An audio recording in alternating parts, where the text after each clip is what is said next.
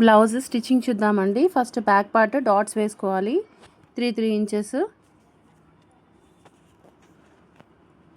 తర్వాత నడుం belt 1.5 inch. మనము మెడపట్టి దగ్గర కట్ చేసుకుంది 1 ఇంచ్ ఎక్స్ట్రా పెట్టి కట్ చేసుకొని అది సన్నగా వన్ సైడ్ మడత పెట్టి స్టిచ్ చేసుకోవాలండి. సన్నగా వన్ సైడ్.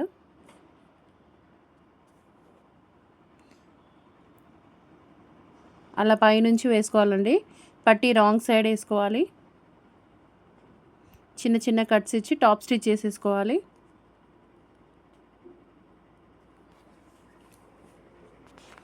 ఒక లూజ్ కుట్ పెట్టుకోవాలండి హెమ్మింగ్ కోసం.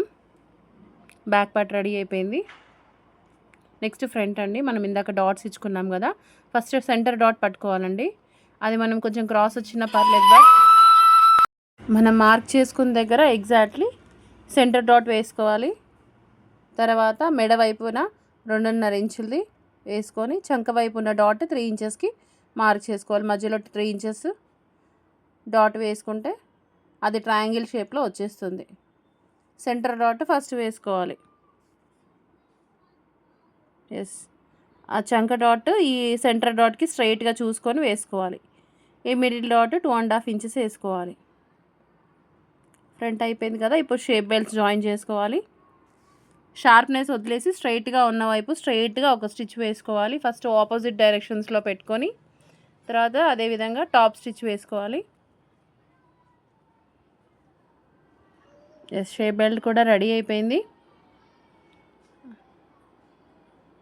అవునండి, ఆ షార్ప్నెస్ నెక్ వైపు వచ్చేటట్టుగా చూసుకొని ఆ టాప్ స్టిచ్ కూడా కిందకు వచ్చేలాగా చూసుకొని అక్కడి నుంచి పై వైపు నుంచి స్టిచ్ చేసుకోవాలి.